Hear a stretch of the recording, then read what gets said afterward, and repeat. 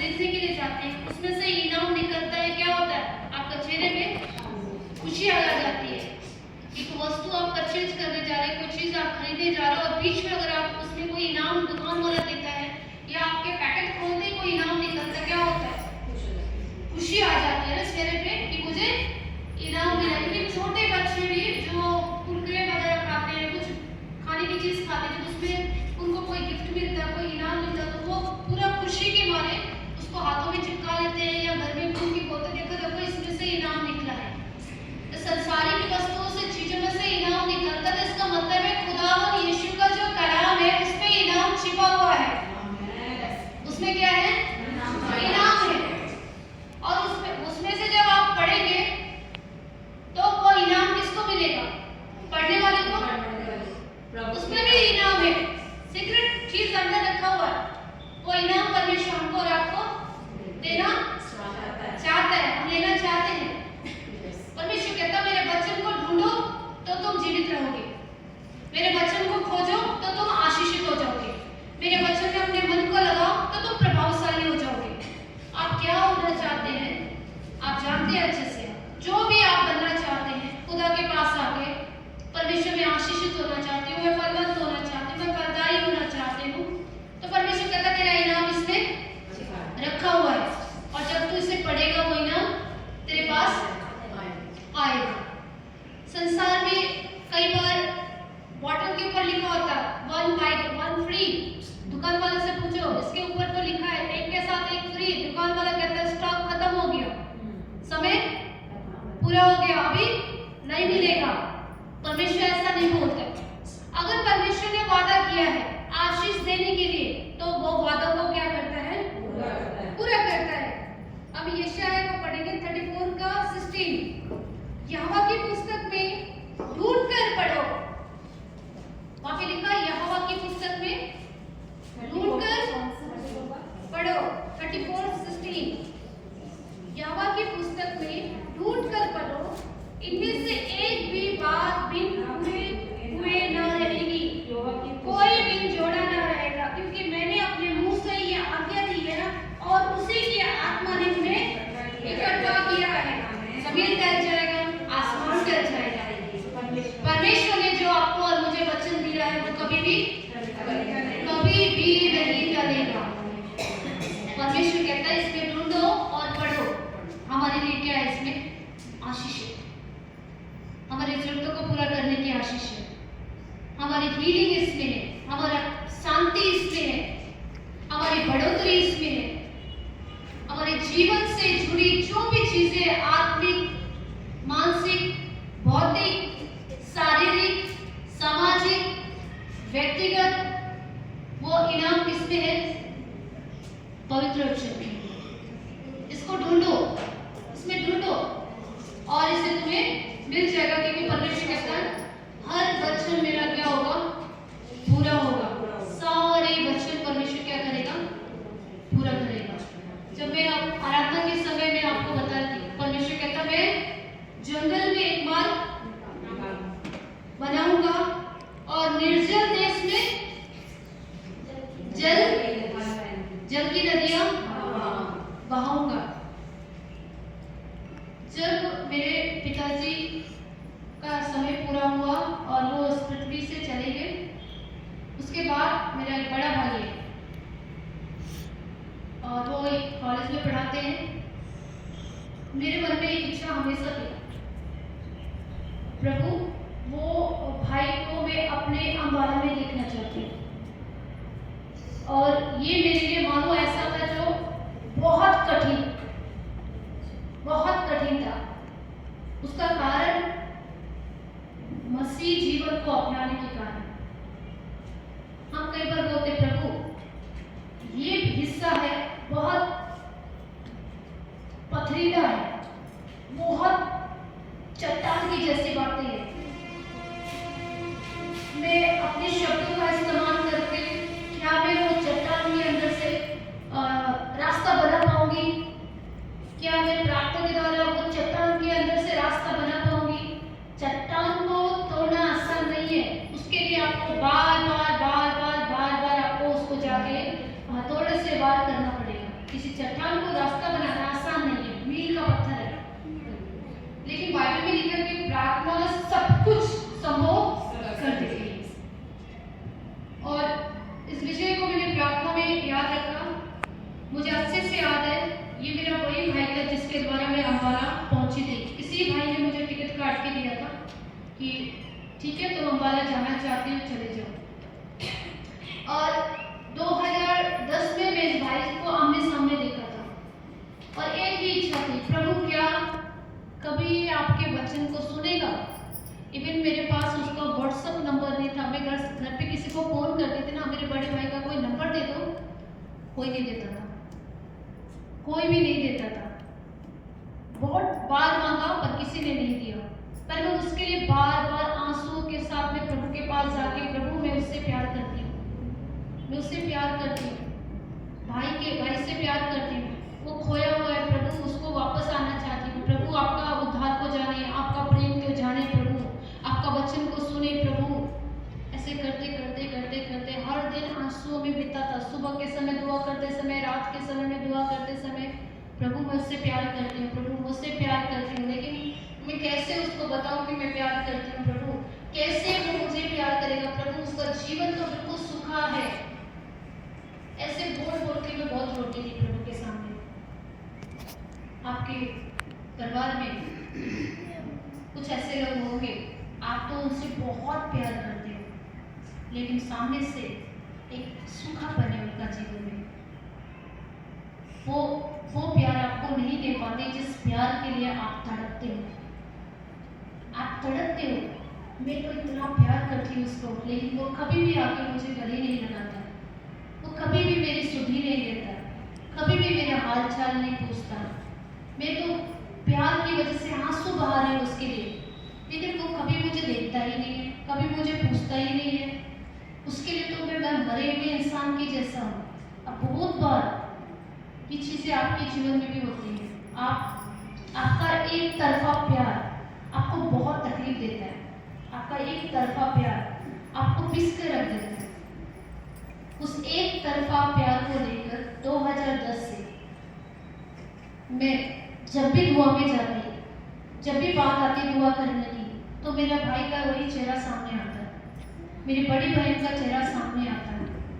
मैंने कहा प्रभु मैं तो उनका लिए इतना प्यार करती हूँ कि मैं उनके लिए आंसू बहाती हूँ, रोज प्रार्थना कर रही हूँ, आंसू बहा रही हूँ, क्या कभी वो भी मेरे लिए आंसू को बहाएंगे? कभी फोन नहीं करते हैं, कभी भी जिंदगी कैसे चल रही बोल के नहीं पूछते हैं।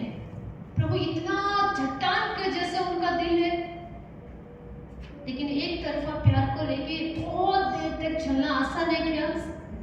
प्रभु चला है। ऐसा ही एक तरफा प्यार को लेके यीशु क्रूस पे भी चढ़ गया। वो एक तरफा प्यार था, वो अपने दुनिया को बनाने वाला, इंसान को बनाने वाला, वो अपने घर में आया, लेकिन उसको कैसा प्यार मिला? एक तरफा प्यार मिला।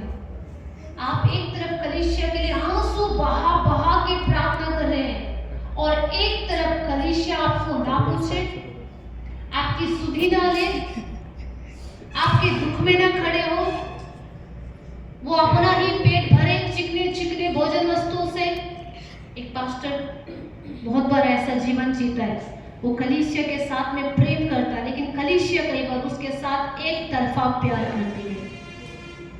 तब किसी ने मुझे ऐसे बोला, तुम कलीसिया के लिए भी तो रोते हो ना, आंसू बहाते हो ना लोगों के लिए, यहाँ तो तुम्हारा अपना सगा भाई है। तब मैंने कहा हाँ प्रभु, मैं उन लोगों के लिए भी रोती हूँ जो मेरे अपने नहीं है, उनके लिए भी मैं आंसू बहाती हूँ, पर यहाँ तो अपना है। और मेरा प्यार गहरा होता चला गया, मैं प्रार्थना करती रही उसके लिए, और जब जब मुझे मौका मिलता था मैं किसी से पूछती थी, भैया का नंबर मिलेगा क्या, मेरे बड़े भाई का नंबर मिलेगा क्या, मेरी दीदी का नंबर मिलेगा क्या, लेकिन रिस्पॉन्स कैसा आता था? हमारे पास नंबर नहीं है। एक झूठ मुझे आत्मा में महसूस होता था, वो सामने से मुझे झूठ बोल रहे हैं, वो नहीं चाहते हैं कि मैं उनसे बातें करूं, वो नहीं चाहते थे। पर मैंने कहा खुदा तेरे वचन में सामर्थ्य है। जो काम इंसान नहीं कर सकता है वो तेरा आत्मा कर सकता है। मैं इनको नहीं देखूंगी, अब मैं इनसे नहीं पूछूंगी, अब तेरा आत्मा ही उस चमत्कार को प्रकट करेगा। अब तेरा आत्मा ही मुझे भलाई दिखाएगा, तेरा आत्मा ही रास्ता दिखाएगा। तब परमेश्वर ने बोला, मैं जंगल में एक मार्ग बनाऊंगा, जंगल में एक मार्ग को बनाऊंगा। जंगल में रास्ता लोग भटक जाते हैं, पता ही नहीं लगता कहां से निकलना है, पर खुदा कहता मैं जंगल में एक मार्ग बनाऊंगा, सूखी भूमि पे सोता को बहाऊंगा। लगातार लगातार लगातार जब मैं प्रार्थना कर रही थी अपने परिवारों के लिए, बड़े भाई के लिए, बड़ी बहन के लिए, परमेश्वर का आत्मा मुझे बोला, आकाश मंडल में हलचल हो रहा है, आसमान में काम हो रहा है, काम हो रहा है। तू प्रार्थना कर रहा है, मैं तेरी प्रार्थना को सुन रहा हूँ, मैं उनकी जिंदगी में काम कर रहा हूँ। आवाज आ रही थी मुझे बार बार, मैं काम कर रहा हूँ।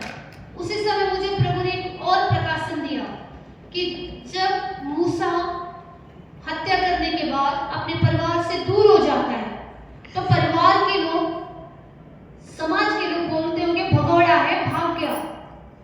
लेकिन मूसा का परिवार वहां निश्चय प्रार्थना लगातार लगातार मूसा के लिए कर रहा होता है। वो भगोड़ा जो अपने परिवार से भागकर जीवन को जी रहा होता है, वो प्रार्थना की इतनी सामर्थ होती, प्रार्थना की इतनी शक्ति होती कि वही भगोड़ा एक प्रॉफिट बन के वापस आ रहा है। हालेलुया, वो एक प्रॉफिट बन के वापस आ रहा है। कौन है ऐसा काम करने वाला? परमेश्वर का आत्मा। परमेश्वर का आत्मा कहता मैं जंगल में मार्ग को बनाऊंगा। और जब मैं लगातार प्रार्थना करते समय में परमेश्वर ने मुझे हमारे घर के परिवार के कुछ समस्याओं को परमेश्वर ने दिखाया। एक गुप्त सीक्रेट जो बातें थी, जो मेरे परिवार को पता था, उनको लगता था वो बात मुझे नहीं पता है। जैसा परमेश्वर का एक राजा कहता है कि तू जो भी अपने सैन्य कक्ष में बातें कर रहा है ना, उसको पता लग जाता परमेश्वर के दास को। तो वो लोग जो अपने घर में बात करते थे, तो प्रभु मेरा कक्ष था जिसमें मैं प्रार्थना करती थी, प्रभु मुझे उनके उस भेद को खोल देता था। और जब मैं उनसे किसी से पूछती थी क्या तुम्हारे घर में ये बातें हो रही है, तो उनका सीधा सवाल होता था तुमको किसने बताया? मैं जानती थी मुझे तो मेरा प्रभु बता रहा है, और कौन बताएगा? जिसकी आराधना कर रही हूँ, जिससे प्रार्थना कर रही हूँ, वही प्रभु बताए। तो ये बातें मेरे घर में धीरे धीरे खुलने लग गई कि हम लोग जो यहाँ पे कुछ ऐसे काम करते हैं, तो उसकी भी बात उसको पता लग रही है। एक सुबह मैं उठी, प्रभु दिखा रहा है कि तुम्हारा भाई एक वॉशिंग मशीन को लेके आ रहा है। मैंने उनकी अर्ली मॉर्निंग फोन किया घर पे, सबसे छोटे से बड़े वाले सिस्टर को। मैंने कहा भैया ऐसे मशीन को लेके आ रहा है। शॉक हो गई, कहा तुमको किसने बताया? मैंने बोला प्रभु ने बताया। कहा मशीन तो आ चुका है, वो ऑर्डर करने गया था और आज वो मशीन घर में आने वाला है। और जब आया उसने तुरंत कॉल किया, वो आ चुका है। तो उसने कहा किसने बताया? आपको मालूम है जब आप किसी से प्यार करते हैं, डीप प्यार, कैसा प्यार? गहरा प्यार, तो प्रभु आपको उसके बारे में जरूर बताएगा, उसके बारे में आपको जरूर बताएगा। किसी से आप गहरा प्यार करते हैं, उसके लिए आंसू बहाते हैं, तो उसके जीवन में होने वाली बातों को परमेश्वर आपको जरूर बता देगा। वो अगर रोएगा तो खुद आपको बता देगा। आप समझ रहे क्यों बताएगा? वो आपका जो सच्चा प्यार है ना, आप प्यार सच्चाई से करें ना उससे, परमेश्वर आपको कोई बात नहीं छिपाएगा। याद रखना, परमेश्वर प्यार है। परमेश्वर क्या है? जिसमें प्यार नहीं है उसमें परमेश्वर का आत्मा भी नहीं है। वो घटना जब घटी तो घरों में ऐसे बातचीत फैल गई कि जो कुछ हमारे घर में होता है, चाहे बंटवारा होता है या बंटवारे की कहानी हम दोनों भाई के बीच में होती है, या कोई चीज आ रहा है तो उसको पता लग रहा है, तो ये बात धीरे धीरे फैमिलीज के अंदर फैलने लगी। उस बीच में यहाँ मैं दुआ करती, प्रभु तू अपनी ताकत से ले आ, क्योंकि मैं तो उनको नहीं बुला सकती कि मेरे घर में आओ बोल के। उन्होंने मुझे ऐसा बाय कर दिया है, नहीं बुला सकती। आपके अंदर सामर्थ्य है, आप उनको जैसे मुझे टोकरी ढोने से, जैसे मुझे मजदूरी करने से, टोकरी ढोने से तू वेदी तक पहुंचाया तूने अपनी ताकत से, ऐसे ही तू अपनी ताकत से उसको यहाँ लेकर आ। और मैं आंसू के साथ लगातार फिर प्रार्थना करती रही। जब आप लोग बताते थे ना, मेरा भाई आता है, मेरी बहन आती है, मैं भाई के घर जाती हूँ, मैं बहन की, तो मैं बहुत रोती हूँ, प्रभु मेरा परिवार को भी मुझे मिला, मैंने भी जो कुछ खोया है मुझे वापस लौटा। मैं भी उनके लिए प्रार्थना कर रही हूँ, प्रभु मुझे भी भलाई को दिखा, जैसे तूने मूसा से कहा कि मैं तुझे भलाई दिखाऊंगा। और परमेश्वर तूने मूसा को भलाई दिखाया उसके परिवार से मिलाकर। और लगातार कई साल तक प्रार्थना करते करते करते करते 14 साल बीत गए। उस भाई से बात करने के लिए मैं रोती रही रोती रही रोती रही। वो सामने भी आया बीच में, ऐसा आया मानो मुझे जानता ही नहीं है, ऐसा आया मानो मुझे पहचानता ही नहीं है। 14 साल तक मैं उसके लिए प्रार्थना करती रही। प्रभु ने बोला मैं जंगल में मार्ग को निकालूंगा, मैं निर्जल भूमि में जल को बरसाऊंगा। जब मैं प्रार्थना करती थी परमेश्वर का आत्मा उसके ऊपर में बारिश को करता था। जब मैं प्रार्थना करती थी परमेश्वर का आत्मा उसके जीवन से अंधकार को मिटाता था, उसे बंधनों से आजाद करता रहा, बंधनों से आजाद करता रहा, आजाद करता रहा, आजाद करता रहा। आजाद करते करते उसकी बेड़ियां टूट गई एक दिन। और एक रात फोन आया, मैं अंबाला में आया हुआ। एक रात फोन आया, मैं अंबाला में आ चुका हूँ, अपने बेटे को लेने के लिए भेजो। और जब मेरे बेटे ने मुझे कहा मम्मा आपका वही बड़ा भाई आया, जिसके लिए आप रो रहे, वही बड़ा भाई जिसके लिए आप रो रहे थे। जब आप आंसुओं के साथ बोलते हैं तो जय जयकार करते हुए आपका परिवार लौटकर आपके पास वापस आ जाएगा।